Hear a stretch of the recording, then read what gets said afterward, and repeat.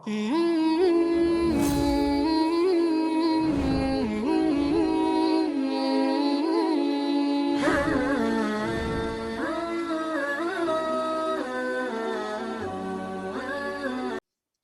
باللہ من الشیطان الرجیم بسم اللہ الرحمن الرحیم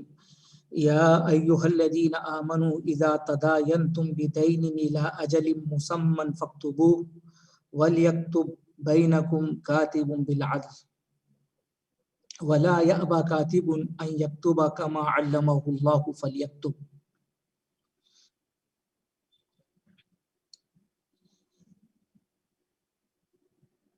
اس سے قبل رکوع میں سود کا بیان تھا۔ سود کے نظام کو اسلام نے یک قلم ختم کر دیا، اور اس کے بعد وہ چور دروازے جہاں سے سود کو تقویت مل سکتی ہے، جہاں سے سود پنپ سکتا ہے، اسلام نے ان چور دروازوں کو بھی بند کر دیا ہے۔ اور عام طور سے ہوتا یہ ہے کہ سود جو وجود میں آتا ہے وہ مالی لین دین میں افراط و تفریط کی وجہ سے وجود میں آتا ہے۔ ایک انسان دوسرے انسان کو، ایک شخص دوسرے شخص کو قرض دیتا ہے، اور قرض دینے کے بعد وہ شخص جس نے قرض لیا ہے مدیون، وہ قرض کے لوٹانے میں، واپسی میں لیت و لعن کرتا ہے، اور قرض دینے والے کو وہ پریشان کرتا ہے۔ لہذا قرض دینے والا بھی اس پر دباؤ بنانے کے لیے سود لگا دیتا ہے تاکہ اس کی اصل رقم بھی آ جائے اور اس رقم کے ساتھ اس کو منافع بھی مل جائے۔ اس طرح کے بہت سے واقعات اور بہت سے اغراض و مقاصد ہوتے ہیں جن کی وجہ سے برائیاں بھی وجود میں آ جاتی ہیں، اور سود خاص طور سے مالی لین دین کی افراط و تفریط سے وجود میں آتا ہے۔ شریعت نے مالی لین دین کے سلسلے میں بہت بنیادی اور اصولی باتیں بتلائی ہیں، اور واقعتاً شریعت کی ان باتوں کو ملحوظ رکھا جائے تو معاملات بھی درست ہوں گے، اور پھر معاملات کی افراط و تفریط سے جو برائیاں وجود میں آتی ہیں اور سود جیسی لعنت معاشرے میں وجود میں آتی ہے، اس کا بھی خاتمہ اور ازالہ ہوگا۔ اس لیے یہ جو آیات ہیں بہت اہم ہیں، بنیادی ہیں۔ اس میں اللہ رب العزت نے معاملات کے سلسلے میں دائن کو، مدیون کو، کاتب کو، سب کو متحرک کیا ہے، پورے معاشرے کو متحرک کر دیا گیا ہے کہ جب ایک انسان دوسرے انسان کے ساتھ معاملہ کرے تو وہ معاملہ شرعی بنیادوں کے اوپر ہونا چاہیے، چاہے وہ معاملہ چھوٹا ہو بڑا ہو،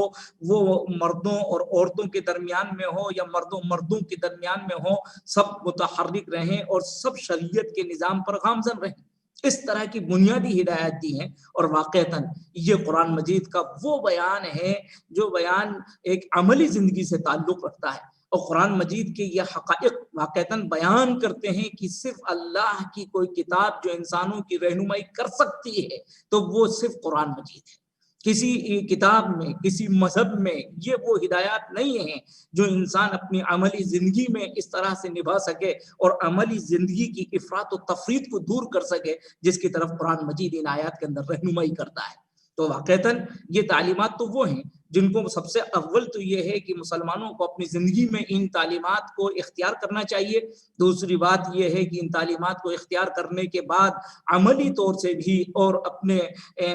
بیان کے ذریعے سے بھی دوسروں تک بھی پہنچانا چاہیے تاکہ دنیا کو معلوم ہو کہ اسلام کیسا عملی مذہب ہے، اور زندگی کے مسائل کو حل کرنے میں صرف قرآن ہی پیش ہے، اور قرآن کے علاوہ کوئی کتاب اس کرۂ ارض پر نہیں ہے جو انسانی زندگی کے مسائل کو اس طرح سے حل کرتی ہو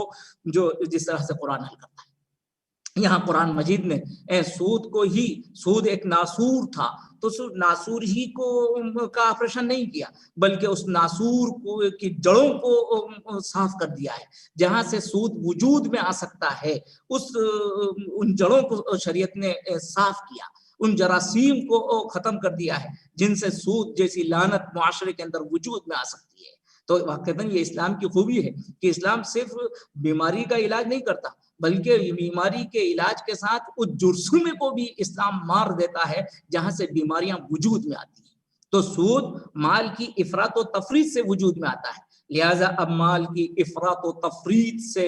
معاشرے کو بچانے کے لیے قرآن مجید نے یہ اہم ترین ہدایات دی ہیں، جو ہدایات واقعتاً عملی زندگی میں ہم سب کو اور سارے انسانوں کو اختیار کرنے کی ضرورت ہے۔ اور یہ بات بتلا دی گئی ہے کہ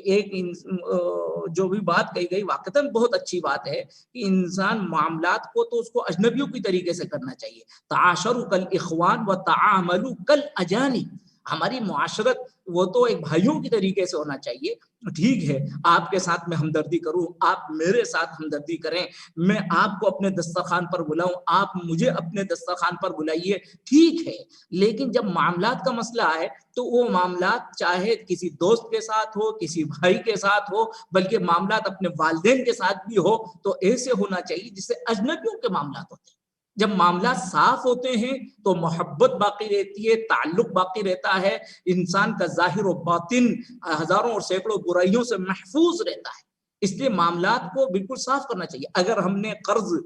کسی اور سے نہیں، اگر قرض ہم نے اپنے والدین سے بھی لیا ہے تو قرض اپنے والدین کو وعدے کے مطابق واپس کرنا چاہیے۔ ٹھیک ہے والدین کی ایثار، ان کی قربانی وہ سب اپنی جگہ پر بجا ہے، لیکن ایک بیٹا والدین سے قرض کے نام پر پیسہ لینے کے بعد صرف یہ سمجھ کر کہ وہ تو میرے ابا کا اور میری اماں کا پیسہ ہے، کوئی بات نہیں، یہ نہیں ہونا چاہیے۔ قرض قرض ہے، چاہے وہ ابا سے لے، چاہے اماں سے لے، چاہے بھائی سے لے، چاہے بیوی سے لے، جب قرض لیا جائے تو اس قرض کو اپنے وقت پر ادا کرنا چاہیے، اور اس سے جو بھلائیاں، جو نیکیاں وجود میں آتی ہیں ان کا ایک اپنا تسلسل ہے، ان کا ایک اپنا موضوع ہے۔ یہاں اس وقت تو لین دین میں کیا ہدایات ملحوظ رکھنا چاہیے وہ بیان کی جا رہی ہیں اور اسی پر گفتگو ہوگی۔ سب سے پہلے قرآن اہل ایمان کو مخاطب کر کے کہتا ہے، اے ایمان والو اذا تداینتم بدین، جب تم ایک دوسرے کے ساتھ دین کا معاملہ کرو۔ تداینتم یہاں تداینا تعاملہ کے معنی میں ہے، یعنی اذا تعاملتم بدین، جب تم ایک دوسرے کے ساتھ معاملہ کرو لین دین کا، قرض پر، دین پر۔ ایک معاملہ ہوتا ہے عین جس میں نقدن معاملہ ہوتا ہے، ایک معاملہ ہوتا ہے دین پر، قرض ہوتا ہے۔ کبھی ایسا ہوتا ہے قرض میں کہ آپ نے سامان لے لیا ہے، ابھی رقم نہیں دی ہے، مال نہیں دیا ہے، کبھی مال لے لیا ہے سامان نہیں دیا ہے۔ ایسی بھی کوئی شکل پیش آئے جس میں ایک طرف سے کسی کو کوئی مال دیا جائے، دوسری طرف سے اس کا کوئی عوض نہ ہو، اس طرح کا جب ادھار پر کوئی معاملہ ہو یا کوئی قرض دیا جائے، ویسے ہی اذا تداینتم بدین الی اجل مسمی، وقت مقررہ تک فاکتبوہ، تو قرآن کی سب سے پہلی ہدایت ہی اس کو لکھ لو۔ تو اس میں آپ کو قرآن مجید کے بیان سے ایک بات تو یہ معلوم ہوئی کہ دین، ایک دوسرے سے دین کا معاملہ کیا جا سکتا ہے، ادھار لین دین ہو سکتا ہے، ایک دوسرے سے قرض لیا جا سکتا ہے، ضرورت میں مجبوری میں ایک انسان دوسرے سے قرض لے سکتا ہے۔ اللہ کے رسول صلی اللہ علیہ وسلم نے بھی ضرورت کے موقع سے قرض لیا، عملاً بھی ثابت ہے اور اللہ کی طرف سے اس کی اجازت بھی ہے۔ لیکن قرض میں ایک بات یہ بتلائی جا رہی الی اجل مسمی، وقت مقررہ ہونا چاہیے۔ ایسا نہیں ہے کہ قرض کسی سے لے لیا جائے، دیا جائے اور وہ اس کا کوئی وقت مقرر نہ ہو۔ جس وقت آپ کسی سے قرض لے رہے ہیں یا کسی کو قرض دے رہے ہیں تو ایک وقت مقرر ہونا چاہیے۔ میں 1 مہینے کے بعد اس کو واپس کر دوں گا، 2 مہینے بعد آپ کو ادا کر دوں گا۔ ظاہر ہے جب وقت مقرر ہوگا تو اس کی سب سے بڑی حکمت یہ ہے کہ مدیون کو، جس نے قرض لیا ہے، اس قرض والے کو یہ فکر ہوگی کہ میں قرض کو واپس کروں، میرا وقت ہو رہا ہے۔ اور جب اگر وقت مقرر نہیں ہوگا تو آپ دونوں میں نزاع ہوگا، اختلاف ہوگا۔ دینے والا یہ سمجھے گا کہ یہ 1 ہفتے میں دے دیں گے، 2 ہفتے میں دے دیں گے، اور قرض دینے والا یہ سمجھ رہا ہے کہ مجھے 2 ہفتے میں میرا مال واپس مل جائے گا، اور واپسی والا سمجھ رہا ہے یہ تو میرے دوست کا قرض ہے، یہ تو میرے بھائی کا قرض ہے، یہ تو میرے ابا اور میری اماں ہی کا قرض ہے، کوئی حرج نہیں، 2 مہینے کیا 4 مہینے بعد بھی دوں اور 1 سال بعد بھی دیا جائے تو کوئی حرج نہیں۔ اس کے ذہن میں کچھ اور بات ہے، اس کے ذہن میں کچھ اور بات ہے۔ اب دونوں میں نزاع ہوگا، دونوں میں اختلاف ہوگا، دونوں میں محبت کم ہوگی اور نامعلوم مسائل کتنے وجود میں آئیں گے۔ یہ شریعت نے سب سے پہلا حکم یہ دیا کہ جب قرض لیا جائے، دیا جائے تو اس وقت میں اجل مسمی ہونا چاہیے، وقت مقررہ طے ہونا چاہیے، اور پھر اس کو فرمایا فاکتبوہ، لکھ بھی لو۔ یہ لکھنے کا حکم وجوبی نہیں ہے، استحبابی ہے، اگرچہ ایک جماعت نے اس کو وجوبی بھی کہا، لیکن جمہور اہل سنت والجماعت ان کا سب کا بڑی تعداد کا عقیدہ یہی ہے کہ یہ استحبابی حکم ہے۔ بہرحال تو یہ حکم استحبابی ہے، آپ اس کو لکھیے۔ وَلْيَكْتُبْ بَيْنَكُمْ كَاتِبٌ بِالْعَدْلِ، اور یہ بھی فرمایا وَلْيَكْتُبْ، اور چاہیے کہ تمہارے درمیان میں لکھنے والا عدل کے ساتھ لکھے۔ لکھنے والے کو چاہیے کہ وہ عدل کے ساتھ لکھے۔ ظاہر ہے کہ جس پس منظر میں یہ آیات نازل ہو رہی تھی اس وقت جو لوگ تھے وہ اتنا لکھنا پڑھنا نہیں جانتے تھے کہ ہر شخص لکھنا جانتا ہو، اس لیے ان کو ہدایت دی گئی کہ ایک لکھنے والا اس کو لکھے، اور لکھنے والے کے ساتھ بھی اس بات کی قید لگا دی گئی کہ لکھنے والا جب لکھے تو وہ کسی کی طرفداری نہ کرے، بلکہ جو کچھ لکھ رہا ہے وہ عدل کے ساتھ لکھے، وہ کبھی دائن کی مدیون کی اس طرح سے کسی کی طرفداری نہ کرے، بلکہ وہ عدل کے ساتھ لکھے۔ اور عدل کے ساتھ لکھنے میں تمام رہنمائی ہو رہی ہے کہ کاتب وہ ویسے ناواقف نہیں ہونا چاہیے، وہ بھی پڑھا لکھا ہو، وہ کتابت کے اصول کو جانتا ہو، وہ معاملات کے اصول کو جانتا ہو، سمجھدار ہو، ذہین اور فطین ہو، وہ کسی کے دیانتدار ہو، یہ سب باتیں اس کے اندر آ گئی، معتبر اور ثقہ ہو، یہ سب باتیں آ رہی۔ کاتب اچھا انسان ہونا چاہیے اور اس کاتب کو ہی لکھنا چاہیے۔ وَلْيَكْتُبْ بَيْنَكُمْ كَاتِبٌ بِالْعَدْلِ، چاہیے کہ تم میں ایک کاتب اس کو لکھے عدل کے ساتھ۔ تو دونوں اگر اس کو لکھنا جانتے ہیں تو دائن و مدین وہ خود لکھ سکتے ہیں، کسی کاتب کو بلوانے کی ضرورت نہیں ہے۔ اور لیکن مسائل ایسے ہوں جس میں کسی کو لکھوانے کی ضرورت ہے، مثال کے طور پر آج کل رجسٹری کروائی جاتی ہے، تو اگر اس طرح سے کوئی رجسٹری وغیرہ کروانے کی ضرورت ہو، اس کو سرکاری دستاویز کے طور پر لکھوانے کی ضرورت ہو تو اس کو بھی لکھوایا جائے، یہ اس بات کی بھی تلقین کی جا رہی ہے۔ وَلْيَكْتُبْ بَيْنَكُمْ كَاتِبٌ بِالْعَدْلِ وَلَا يَأْبَ كَاتِبٌ أَن يَكْتُبَ كَمَا عَلَّمَهُ اللَّهُ فَلْيَكْتُبْ۔ اور معاملے کو بہت اہمیت دیتے ہوئے شریعت نے کاتب کو اتنا متحرک کیا گیا کہ کوئی کاتب لکھنے والا انکار نہ کرے لکھنے سے، اور اس کو یاد دلایا کما علمہ اللہ، جیسا کہ اللہ نے اس کو سکھلایا، یعنی جیسا اللہ نے اس کے ساتھ احسان کیا ہے تو اس کو بھی دوسروں کے ساتھ احسان کرنا چاہیے۔ اللہ نے اس کو یہ علم دے کر، لکھنا سکھا کر اس کو ایک نفع کی چیز دی ہے، اب اس کو اس نفع کی چیز سے دوسروں کو فائدہ پہنچانا چاہیے۔ کما علمہ اللہ فلیکتب، تو اس کو چاہیے کہ وہ لکھے، اور ظاہر ہے کہ وہ کیسے لکھے، عدل کے ساتھ لکھے۔ وَلْيُمْلِلِ الَّذِي عَلَيْهِ الْحَقِّ وَلْيَتَّقِ اللَّهَ رَبَّهُ وَلَا يَبْخَسْ مِنْهُ شَيْئًا۔ اور اب اس میں دائن اور مدیون میں بھی شریعت نے اس کو بطور خاص مکلف بنایا جس کے اوپر حق ہے، یعنی مدیون کو مکلف بنایا، وہ دستاویز تیار کرائے، وہ لکھوائے کہ اس کو کب دینا ہے تاکہ اس کو یاد بھی رہے۔ وَلْيُمْلِلْ، چاہیے کہ لکھوائے وہ شخص الَّذِي عَلَيْهِ الْحَقِّ، جس پر حق ہے۔ اور یہ تلقین کر دی گئی کہ لکھواتے وقت وہ اس بات کو یاد رکھے وَلْيَتَّقِ اللَّهَ رَبَّهُ، اپنے رب اللہ سے وہ ڈرے، یعنی اللہ کا استحضار رہے۔ ایسا نہ ہو کہ لکھواتے وقت خوف خدا شامل نہ ہو، اور جب خوف خدا اگر شامل نہیں ہوتا ہے تو انسان بہت سی نالائقیاں کر گزرتا ہے۔ شریعت نے اس موقع سے، اور اس موقع سے نہیں بلکہ اس طرح کے معاملات کے تمام مواقع پر شریعت تلقین کرتی ہے کہ تقوی اختیار کرو، خوف خدا کا استحضار رکھو۔ اور یقیناً خوف خدا ایک ایسی چیز ہے جو انسان کو دنیا کی زندگی میں صحیح راستے پر اور صحیح رخ پر قائم رکھتی ہے، اور خوف خدا اگر کسی چیز میں شامل نہ ہو تو بس انسان کے قدم ڈگمگا جاتے ہیں اور وہ حق کے اوپر قائم نہیں رہ سکتا۔ اس لیے اس موقع سے تلقین کی جا رہی ہے وَلْيَتَّقِ اللَّهَ رَبَّهُ، اپنے رب اللہ سے ڈرو، وَلَا يَبْخَسْ مِنْهُ شَيْئًا، اور وہ اس میں سے یعنی حق میں سے کچھ بھی کم نہ کرے۔ ایسا نہیں کہ اس کو لکھوانے کا شریعت نے حق دیا ہے تو اب وہ کوئی ایسی عبارت لکھوا لے جس کی وجہ سے وہ مستقبل میں فائدہ اٹھائے، کوئی ایسا ہنسا وہ لکھوا لے جس کی وجہ سے اس کو مستقبل میں فائدہ ہو۔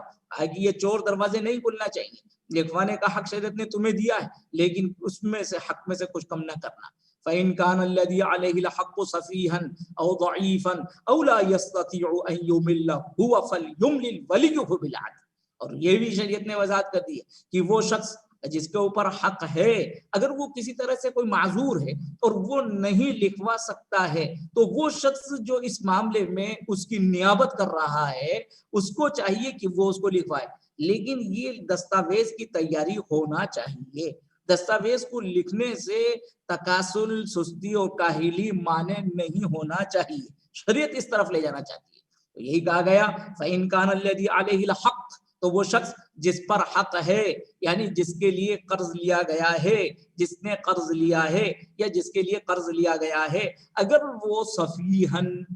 وہ سفیہ ہو، نادان ہو، اور ظاہر ہے کہ سفیہن کا مطلب یہ ہوا کہ مثال کے طور پر عقل کے اعتبار سے معذور ہے، کم سمجھ ہے، ایسا انسان ہے، لیکن اس کے لیے قرض کی ضرورت ہو گئی۔ مثال کے طور پر خاندان کے اندر کوئی ایسا شخص ہے جو بیچارہ شعور اور وجدان کے اعتبار سے کمزور ہے، لیکن وہ بیمار ہو گیا ہے، اس کی بیماری کے لیے اب ہمیں قرض کی ضرورت ہے، تو ظاہر ہے کہ قرض تو اسی کے لیے لے جائے گا، اسی کے نام پر لیا جائے گا، قرض کی ادائیگی اسی کے مال سے کی جائے گی، پھر فوری طور سے اب قرض لیا جا رہا ہے، لیکن یہ قرض لینے والا وہ سفیہ ہے، عقلی اعتبار سے کمزور ہے، او ضعیفاً، یا یہ کہ وہ کمزور ہے، کمزور ہونے کا مطلب مثال کے طور پر انتہائی وہ بوڑھا ہے یا چھوٹا معصوم وہ بچہ ہے، اب اس کے نام پر قرض لیا جا رہا ہے، یا کوئی ایسا انسان ہے، ایسا شخص ہے اولا یستطیع ان یمل،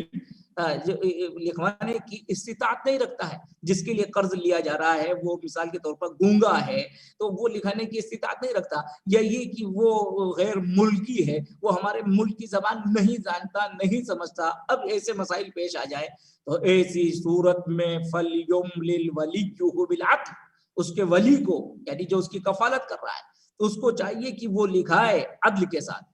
کسی غیر ملکی کے ساتھ کوئی ترجمان ہے تو اس کو چاہیے کہ وہ صحیح ترجمانی کرے،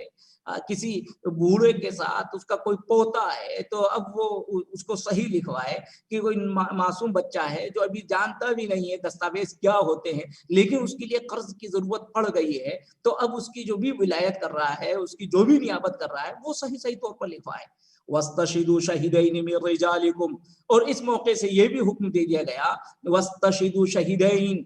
دو گواہ بنا لو، مِن رِجَالِكُمْ، تم لوگوں میں سے ہی، تمہارے مردوں میں سے بنا لو، دو گواہ بنا لیے جائیں، دو گواہ ہوں ایسے موقع سے جو واقعتاً شہادت دیں گی کہ یہ معاملہ ہوا ہے، انہوں نے قرض لیا تھا اور اتنی مدت کے لیے طے ہوا تھا اور یہ دستاویز اس طرح سے تیار کی گئی تھی اور ہم وہاں پر موجود تھے، تو دو گواہوں مِن رِجَالِكُمْ کہہ کر سب باتیں ہو گئی۔ فقہا نے اس سے تمام مسائل استنباط کر لیے کہ بہتر ہے کہ گواہ جو ہوں وہ مردوں میں سے ہوں، اور گواہ جو ہوں وہ مِن رِجَالِكُمْ سے مراد یہ کہ وہ مسلمانوں میں سے ہو، خاص طور سے جب معاملہ مسلمانوں کے درمیان میں ہو رہا ہو تو وہ گواہ مسلمانوں میں سے ہونا چاہیے، رجال کہہ دیا گیا، اس کا مطلب وہ بالغ بھی ہونا چاہیے، عقل مند بھی ہونا چاہیے، یہ سب باتیں اس میں آ گئی ہیں۔ وَاسْتَشْهِدُوا شَهِدَيْنِ مِن رِجَالِكُمْ فَإِن لَّمْ يَكُونَا رَجُلَيْنِ، اور اگر دو مرد میسر نہ ہوں، دو مرد نہ ہوں، تو ایسے موقع سے فَرَجُلٌ وَامْرَأَتَانِ، تو ایک مرد اور دو عورتوں کو گواہ بنا لیا جائے،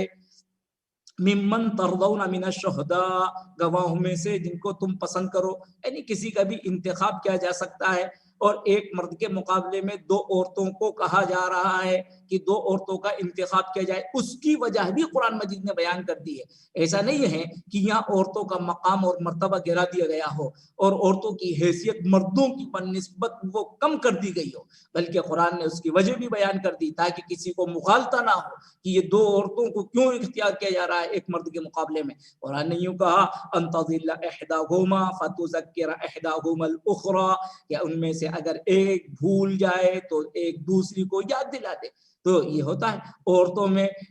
نسیان ہو سکتا ہے، اس لیے اس نسیان کی تلافی کے لیے ایک کی جگہ پر دو عورتیں رکھ دی گئی ہیں۔ واقعتاً یہ شریعت پر قربان جائیے، شریعت کیسی عادلانہ شریعت ہے اور کیسی حکیمانہ شریعت ہے، اسلام کے اصول کتنے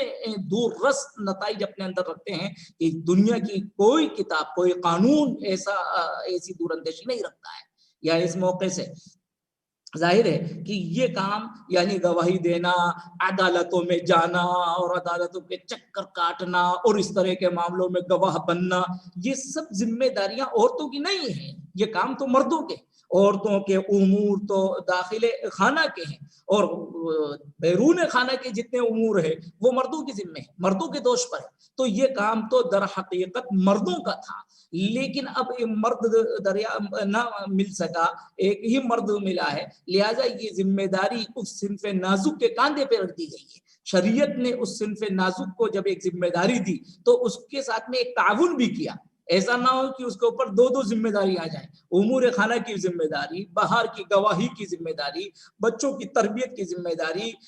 اپنے شوہر کے حقوق کی ادائیگی کی ذمہ داری اور گھر کے دسیوں کاموں کی ذمہ داریاں، لیکن کے ساتھ میں اب اس کو جب ایک باہر کا کام بھی کرنا ہے تو اس کو اکیلا نہیں چھوڑا گیا، بے یار و مددگار نہیں چھوڑا گیا، بلکہ اس کا ایک تعاون ایک دوسری خاتون سے بھی کر دیا گیا، تاکہ اگر اس کو اپنی ذمہ داریوں کے ساتھ دوسری ذمہ داری کو ادا کرنے میں کوئی کوتاہی ہو، کوئی نسیان ہو، بھول ہو، تو دوسری اس کی بہن اس کا سہارا بن کر اس ذمہ داری کو اٹھا لے۔ یہ اس لیے کیا گیا، تو یہ تو قرآن مجید نے عدل اور انصاف کا معاملہ کیا، اور نہ عاقبت اندیش جو جن کے پاس ایسی بصیرت نہیں ہے، وہ اس کو جو تنقید اور تنقیص کی نگاہ سے دیکھتے ہیں، وہ یوں سمجھتے ہیں کہ یہ عورت کے ساتھ عورت کے مقام کو گرایا گیا، یہ عورت کے مقام کو گرایا نہیں گیا ہے، بلکہ صنف نازک کے مقام کو برقرار رکھتے ہوئے اس کا تعاون کیا گیا ہے۔ تو یہ تو اس لیے یہ بات کہی گئی ہے، اور واقعتاً یہ ہوتا ہے۔ عورتیں اور وہ خواتین جو گھر میں رہتی ہیں، ذرا ان کو کبھی کسی مجمع میں لے کے چلیے، ان کے قدم ڈگمگانے لگتے ہیں، وہ گھبرا جاتی ہیں۔ لہٰذا شریعت نے ایسے موقع سے عورتوں کو یہ تعاون دیا، اور قرآن نے اس کی وضاحت بھی کر دی ہے، ان تضل احداہما فتذکر احداہما الاخری۔ یہ واقعتاً وہ مضمون ہے جو وہ مستشرقین جو اس طرح کی اپنی کوتاہ نظری کی وجہ سے یوں سمجھتے ہیں کہ اسلام نے عورت کو مرد کے مقابلے میں بالکل گرا دیا ہے، یہ ان کی ناعاقبت اندیشی کوتاہ نظری ہے جس پر ان کو متنبع کرنا چاہیے اور وہ ہمیں بتلانا چاہیے کہ ایسا نہیں ہے۔ قرآن نے خود رہنمائی کی، وَلَا يَأْبَ الشُّهَدَاءُ إِذَا مَا دُعُوا، اور آگے یوں بھی فرمایا کہ جب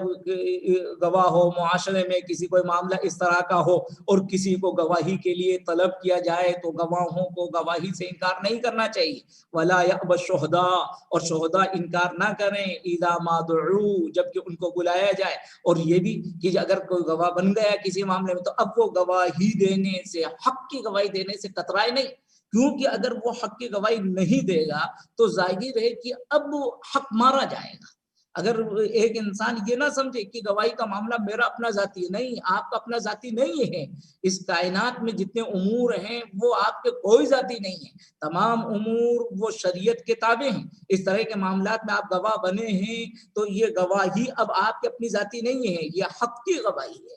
آپ اگر گواہی دینے سے پیچھے ہٹیں گے تو گویا کہ آپ اقامت حق سے پیچھے ہٹ رہے ہیں، آپ اس دنیا میں حق اور عدل و انصاف کے قائم ہونے سے پیچھے ہٹ رہے ہیں۔ آپ گواہی سے گریز نہیں کر رہے ہیں، بلکہ یوں سمجھیے کہ آپ انصاف کو دھکا دے رہے ہیں، آپ انصاف کے ساتھ ظلم کر رہے ہیں، آپ حق کو قائم کرنے سے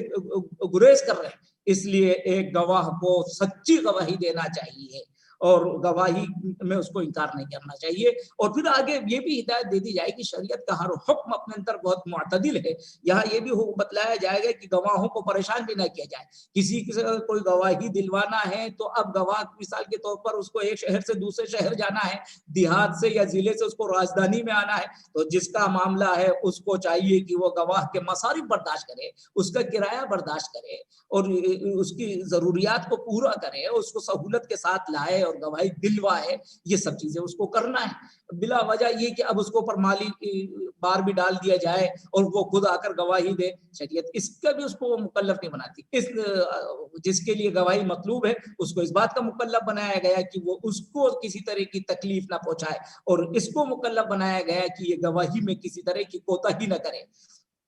وَلَا يَأْبَ الشُّهَدَاءُ إِذَا مَا دُعُوا وَلَا تَسْأَمُوا أَن تَكْتُبُوهُ صَغِيرًا أَوْ كَبِيرًا إِلَىٰ أَجَلِهِ، اور ہدایت کی گئی وَلَا تَسْأَمُوا، سئم یسم کے معنی اکتانے کے، اور اکتاؤ نہیں، ان تکتبوا اس بات سے کہ تم اس کو لکھو، یعنی لکھنے سے اکتاؤ نہیں، صغیرًا او کبیرًا، چاہے دین وہ چھوٹا ہو یا بڑا ہو، الی اجلہ، اس کی مدت کے ساتھ، جب وہ مدت کے ساتھ چھوٹا ہو بڑا ہو اگر تو اس کو اکتانا نہیں۔ مثال کے طور پر ایک دوست دوسرے دوست سے معاملات ہو رہے ہیں صرف 100 روپئے کے، صرف 200 روپئے کے، 300 روپئے کے، تو اب اس کو لکھنے میں، ڈائری میں لکھنے میں آپ اتارے کیا لکھیں، 100 روپئے کیا لکھیں، نہیں، 100 روپئے بھی آپ لکھ لیجیے، اور 100 روپئے تو بڑی بات ہے، لکھنے میں اگر 10 روپئے بھی آپ نے کسی کو بطور قرض کے دیے تو اس کو آپ لکھ لیجیے، آپ بھی لکھ لیں، دینے والا بھی لکھ لے، لینے والا بھی لکھ لے، تاکہ یاد رہے، اور اس سے جو دور رس نتائج نکلیں گے، وہ آپ کی محبت اور آپ کے تعلقات باقی رہیں گے. اور اگر آپ اس طرح نہیں لکھیں گے تو کبھی نسیان ہو جائے گا، بھول اور چوک ہو جائے گی، اور پھر دونوں کی وہ یہ بھول چوک نفرت کے اندر اور قطع تعلق میں تبدیل ہو جائے گی، تو وہ کتنا نقصان ہوگا. ایک دوسرے سے بدگمانی کے اندر تبدیل ہو جائے گی، کتنا نقصان ہوگا. دنیا بھی جائے گی اور آخرت بھی برباد ہو جائے گی. اس لیے شریعت جو بات کہتی ہے کہ بہت اس کو کوئی عیب بھی نہیں سمجھنا چاہیے. بہت سے ناعاقبت اندیش لوگ، ارے 10 روپے بھی انہوں نے لکھ لیے، ارے کیا میں ایسا چور ہوں اور کیا مجھ پر اتنا اعتماد نہیں. یہ سب جہالت کی باتیں ہیں، یہ سب باتیں نہیں ہونا چاہیے. اور یہ ہمارے اپنے معاشرے میں ہمیں سب سے پہلے رواج دینا چاہیے. ہم آپس میں ایک دوسرے کے ساتھ کسی طرح کا معاملہ کریں تو ہمیں قرآن کی ہدایت معلوم ہونا چاہیے اور ہمیں اس کو لکھنا چاہیے، اور جب واپس ہو جائے تو اس کو کاٹ بھی دینا چاہیے. یہ سب چیزیں جب کی جائیں گی تو ایک صالح معاشرہ وجود میں آئے گا. اور جب ان چیزوں کو چھوڑ دیا جائے گا تو پھر وہی معاشرہ وجود میں آئے گا جو صلاح سے دور ہوگا. اور پھر جس طریقے سے خودرو پودے اور جھاڑ و جھنکار جنگل میں اگاتے ہیں، اسی طرح ایک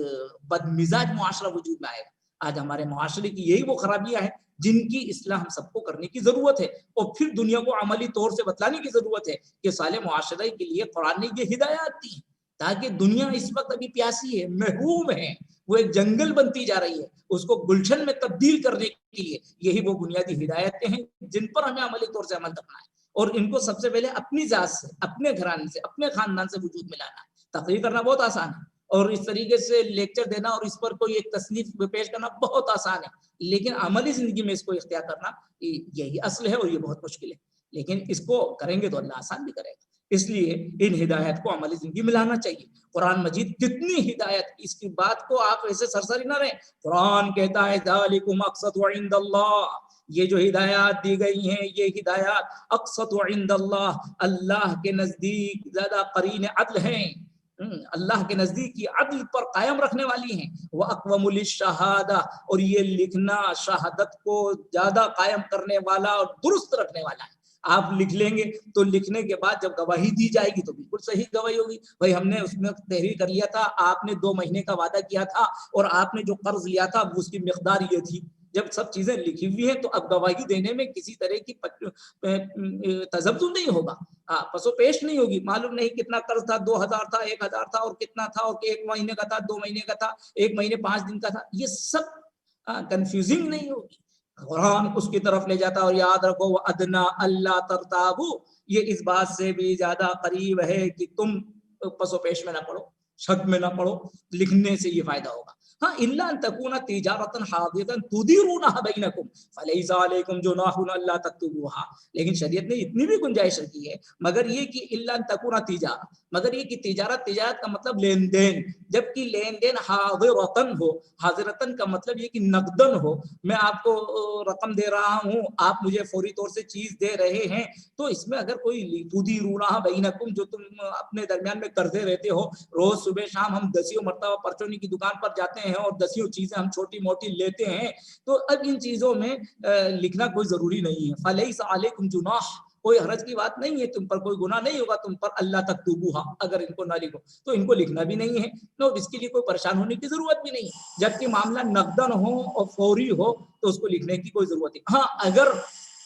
بہت سے معاملات نقدن ایسے ہوتے ہیں تو اس میں لکھنے کی ضرورت ہوتی ہے. آپ پلاٹ لے رہے ہیں، آپ کسی مکان خرید رہے ہیں، اور مکان خریدنے کے بعد ابھی فوراً نقد بھی پیسہ دے رہے ہیں، اور کسی سے گاڑی خرید رہے ہیں اور اس کو نقد پیسہ دے رہے ہیں، تو اب ایسی چیز میں کوئی لکھنا کوئی ضروری نہیں، لیکن لکھ لیں تو کوئی حرج کی بات بھی نہیں. اور خاص طور سے وہ معاملات جس میں یہ ہے کہ نزاع ہو سکتا ہو، مکان کا معاملہ اور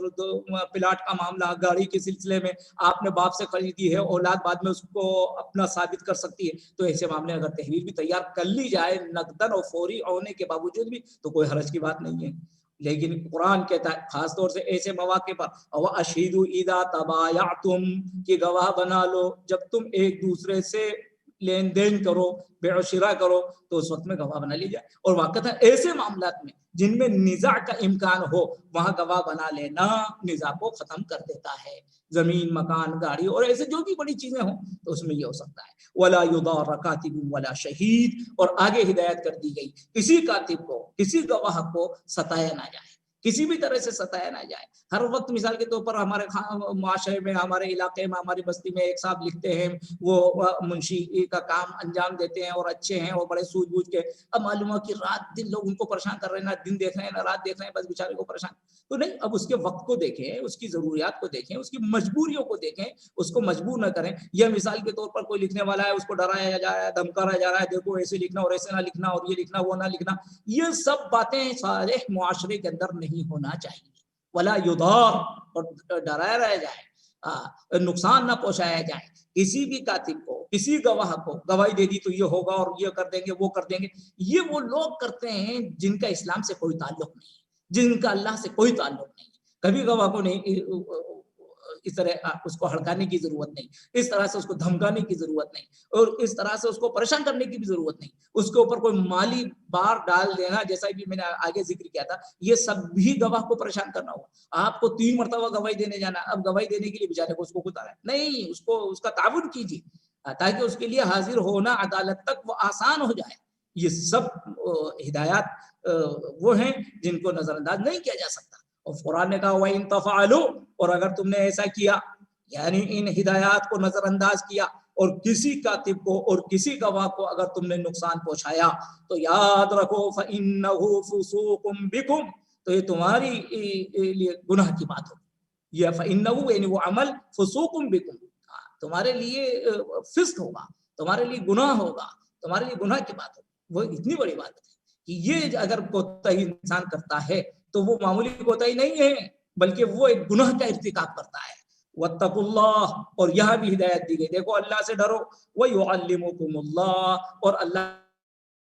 یہ احکام بندے نہیں اللہ سکھاتا ہے. ہمیں زندگی گزارنے کا، معاملات کرنے کے طریقہ اور سلیقہ خالق ارض و سماوات بتلاتا ہے. اس سے بڑھ کر وہ کیا ہدایت ہو سکتی ہے؟ اللہ ہمیں سکھلائے، جو ہمارا خالق ہے، ہمارا مالک ہے، ہماری زندگی جس کے قبضے قدرت میں ہے، وہ ہمیں زندگی پاکیزہ، بہترین زندگی، بہترین معاملات کرنے کا طریقہ سکھلاتا ہے. اس سے بڑھ کر وہ کیا ہو سکتا ہے؟ اور یاد رکھو واللہ بکل شیء علیم، اللہ کو ہر چیز کا خوب علم ہے. یعنی اللہ کی ہر چیز کا محاسبہ ہوگا. جو کچھ کر رہے ہو اس کو نظر انداز اگر نہ کرنا کہ ٹھیک ہے جو ہونا ہے وہ ہو گیا اور جیسا چاہے ویسا کر لے. نہیں، اللہ کو ہر چیز کا علم، اور جیسا اللہ کو ظاہر ہے کہ اللہ کو علم ہے، اللہ کی طرف سے بھی تمہارے ساتھ ویسے ہی معاملہ کیا جائے.